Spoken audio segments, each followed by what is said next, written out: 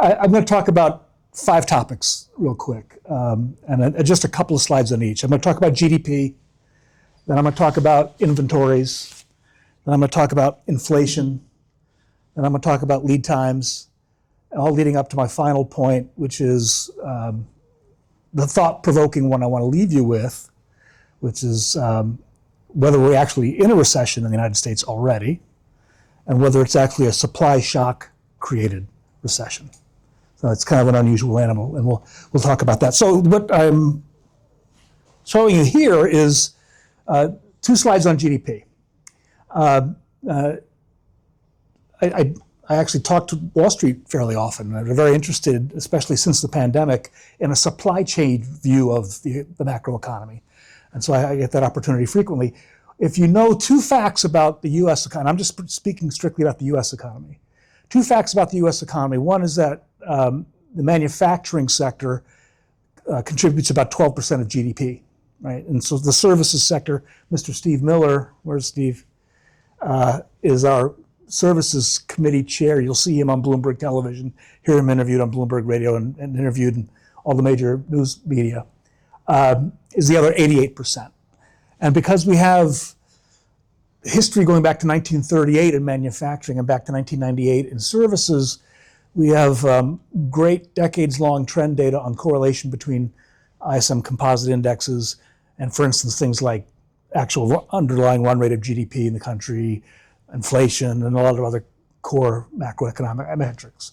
So if you know the 12% and 88% rule, you can do a calculation. You go on the ISM website when the report was released earlier this week, and we give you in the report the underlying implied run rate of GDP at that moment. It's the closest thing we have to a real-time indicator in all of economics. So if you know those 2 numbers, you can do this calculation yourself. As of the last week of March, we think at ISM, the annualized growth rate for GDP in this country is 0.8%. So not in contraction, but we're more optimistic than the folks at the Atlanta Fed. And I just want to point out a couple of things about this. First of all, I highlighted the Atlanta Fed built its own model to provide a real-time forecast of US GDP. As you can see, they use ISM data as part of the input in their model. They began on 31st of January expecting 2.9% annualized GDP growth in this current quarter, right? Or a quarter that just ended in March. And you can see they're now predicting contraction of minus 2.8%. That's an incredible swing in the course of 1 quarter. Howard Lutnick went ballistic on Fox News when he was given this number, and he totally denied it. But if you ask me, I think we're in the beginning of a recession now. Now, we won't know it officially from the National Bureau of Economic Research until the 3rd quarter of this year, which by then we'll all have figured it out already and solve for it, because that's what we have to do in our field. But that's where I think we're headed. So I want to spend just a couple slides on inventories, because this is sort of a little bit paradoxical. And I'm going to ask you a couple of questions. And I'm really looking for input from the group here. I think we could all be educated. You can see that in the manufacturing side of the economy, we saw this incredible spike in inventories at the end of last year and the beginning of this year. And I 100% attribute that to buying ahead of eventual tariffs, right? And we sort of saw in comments that we collected at ISM that there was a commonly claimed strategy was we're just getting ahead of the storm that we think is coming. And that's very surprising. I mean, it's not surprising if you're worried about tariffs, but it's surprising because we spent a lot of 2022 and 2023 destocking because we overstocked in reaction to the pandemic, right? So there was a time there when the idea of resilient supply chains meant that we're willing to carry more buffer stock, higher levels of inventory, because we're more worried about stockouts, losing market share, right? Competitive positions vis-a-vis competitors, and foregone sales than we were about carrying just-in-time inventory, the right levels of inventory. Even though the CFO hates it, the CEO and the board was saying we'd rather err on that side. Now, so we went through that phase, and we got back into equilibrium, and then this happened. Now, I'd say on the services side of the economy, this is not quite as dramatic. You see it also ticked up. So remember, the higher education institutions, services organizations, right, buy a lot of stuff. They buy beakers and, cleats, and they buy, AV equipment. And so we see anticipation of what's happening, and even in the services side of the economy, picking up a little bit. Remember, construction is in the services side of the economy. People think of it as not. It's actually, I saw a lot of buying ahead in construction as well. And then this slide, I think, makes a very interesting point. This is from Professor Jason Miller at Michigan State University. This shows a unit count of imported goods coming into the United States, indexed at 100 in 2023. And you can see this very pronounced spike. So this has been deflated, right? So it's in nominal dollars. And this incredible sort of consensus behavior about, let's get the stuff in now. And by the way, my supply chain animal, it's not really an animal, it's a flock of sparrows. And this is a nod to Tom Choi at Arizona State University. He does a lot of work in complex adaptive systems. That flock of sparrows, is it navigates and it reacts to signals, right? But you can't detect what the signals are, but the flock can detect the signals and knows how to react and how to swoop and dive. And I think collectively, that's our opportunity in supply chain, is to tap into that collective knowledge and then act on it. We know more together, right, than we do individually. And I think this is a good indication of the behavior that happens even if we're not aware of it. It's happening collectively. So prices, moving on from inventories to inflation now. That word is back. Jay Powell used the word transitory again. And we know how that worked out the last time. It wasn't so transitory. We first saw it in supply chains, and we first saw it as a result of disruptions during the pandemic. What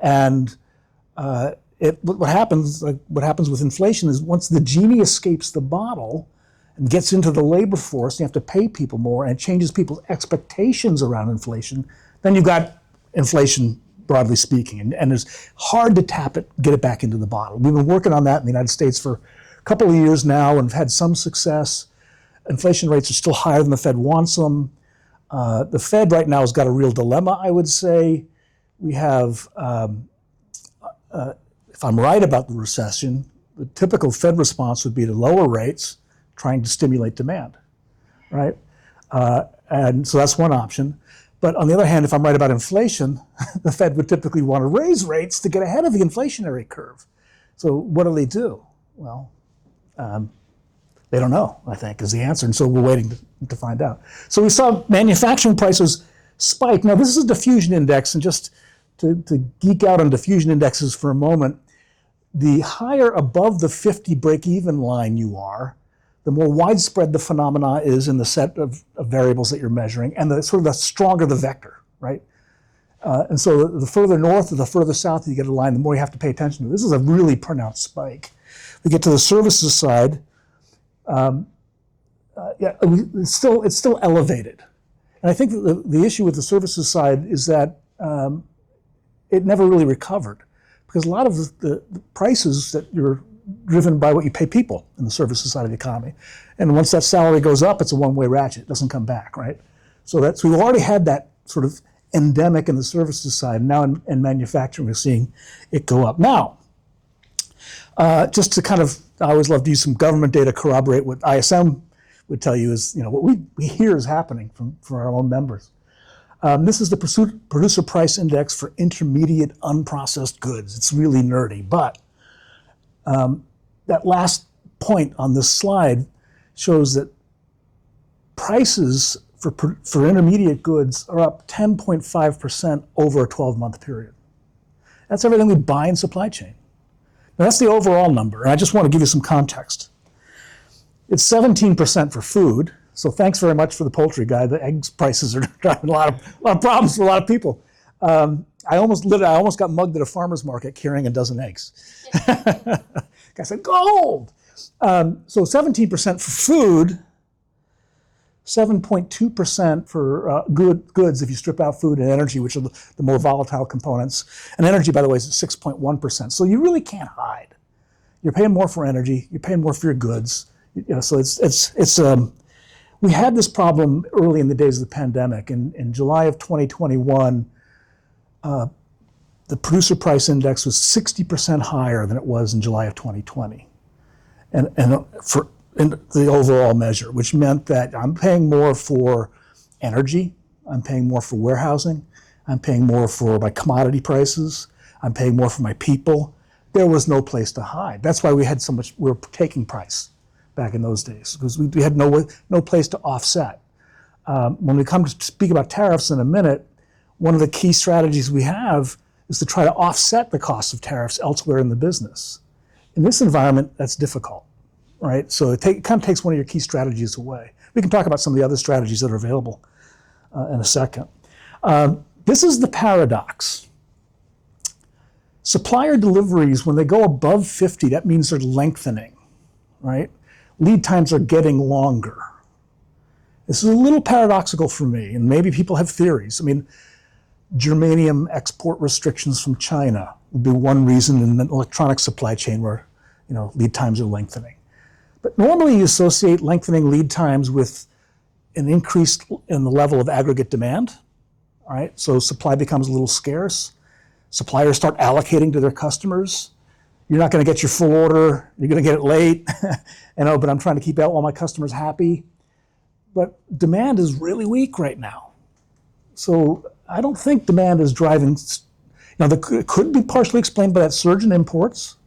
And so maybe we've tapped into it. The available supply to a certain extent. Could be export restrictions. I'm concerned about the financial health of a lot of smaller suppliers who typically are private companies and don't have the balance sheets and the financial capacity to withstand the downturn that larger companies do. So there could be a number of different explanations. And if people have a thought or theory or have experienced something in their own firms that they'd like to share, I'd love to hear what you think is driving that. Okay, I'm ahead of myself there. So this is my second to last slide. I'm just going to point out two of the interesting curves. We track lead times and prices, the correlation at ISM every single month. And you see very typical curves. I'll just step over here for a second. Here's the great financial crisis, 2007 to 2009. Big drop in aggregate demand, right, worldwide. And as a result, big drop in prices. Because what happens when aggregate demand drops, the suppliers are trying to push their product, maintain their sales, and they're lowering their price. That's what you'd expect. You see right next to it, the very typical behavior or pattern when aggregate demand increases, right? In the short run, capacity is scarce. Suppliers can charge more, and they do charge more, right? So when demand increases, prices go up. Then we had this anomalous case during the pandemic. You can see that curve over there, lead times decreased, but prices increased. So the opposite of what you would normally expect. And that's because it was a supply shock, right? We had rolling waves of COVID, so factories would be shut down for weeks at a time. We had totally inefficient global transportation systems. So logistics weren't available to move. And by the way, we couldn't move things in airplanes, right? So people were willing to sell things and discounting it to try to move product, but we couldn't move product, right? So we had this supply shock that drove a very brief but very severe recession worldwide in just a couple of months of 2020.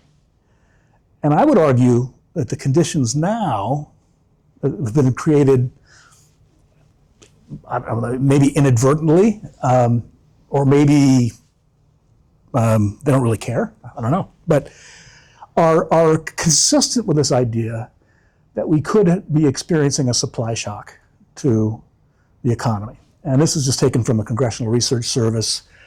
We have a real economist in the room that we're going to talk to here in a minute. And she may have, I'm sure she has a lot to say about these points I've made. But a supply shock happens when our capacity to produce is impacted. Think the Arab oil embargo of 1973 is a good example, right? And what happens is output decreases and prices increase, which is exactly what we're experiencing right now, right? Output's declining, GDP down possibly 2.8% in the quarter, prices are going up, right? Supply shock-induced recessions tend to exhibit falling output and employment. I know in the manufacturing sector employment's down. People are adjusting both employment and capacity or production capacity. because first of all, their new orders are down, their backlogs are declining. So I know employment is declining in that sector for sure. And we'll see if this spills over into more general conditions in the economy, then we'll see things like the services sector impacted and people will start scaling back. I mean, my own company, ISM, we sell a lot of training to companies, right? We sell a lot of seats to our conference, and those are tough sales right now. Companies are not, they're being careful about what they see. Any discretionary spend is very carefully evaluated, and a lot of what we do is considered discretionary, right? So, yeah, we're seeing, by the way, I've got a couple board members in the room, so I'm preconditioning them on my results I'm going to announce later. So that's how I see it. I think it's kind of scary. I think that, and Carol and I had a brief chance to catch up by phone. You should thank her for being here. She was in Japan just a day and a half ago at a conference of academics and really interested to hear more about what she observed from being in that country. We had a brief chance to catch up last night, and I think that the administration's policy can be explained by a single fact, and it's this. The US economy is not an export-driven economy. About 12% of GDP is driven by exports, net exports from the United States. That's much lower than many other countries of the world. 50% in Germany, 44% in South Korea, 19% in the People's Republic of China, somewhere in the mid-20s for Japan. And I'm pretty sure the administration's policy, I'm not going to call it a strategy, but the policy is driven by this predicate that we can outlast our trading partners. We can absorb the pain longer than they can afford to absorb the pain. And that this will drive bilateral negotiations. And that is, by the way, I see two possible ways forward out of the self-inflicted mess that we've created for ourselves. One is Congress has to do its job and grow a pair and own up to this situation, exercise the authority it has, and it's not willing to do that right now. And I do believe, and actually there's messages out of the administration today, and by the way, the Dow's up 1,200 points and almost 3% as of right now. So the messages out of the administration today, Scott Bessent, for instance, said that there are a lot of phone calls are coming in from countries around the world. I don't know if I actually believe this, but this is rationale. And people want to negotiate deals. So the path forward for the administration is going to be negotiating a few bilateral deals with some of our big partners. I think Japan would be a great test case, actually. And then the administration declares victory and moves on. I think that's the way it actually does unfold. So it's not a very happy thought for the near term. Maybe we've absorbed some of the worst of the blows. And by the way, people tell me in business, as long as we know what the rules of the game are, we'll be fine. We'll adjust, we'll figure it out. But right now the rules change constantly. And so it's really hard to do any kind of scenario planning. I was in Mexico City March 3rd, 4th, 5th, and 6th. Interesting timing. We just announced the new trade policy with Canada and Mexico while I was there.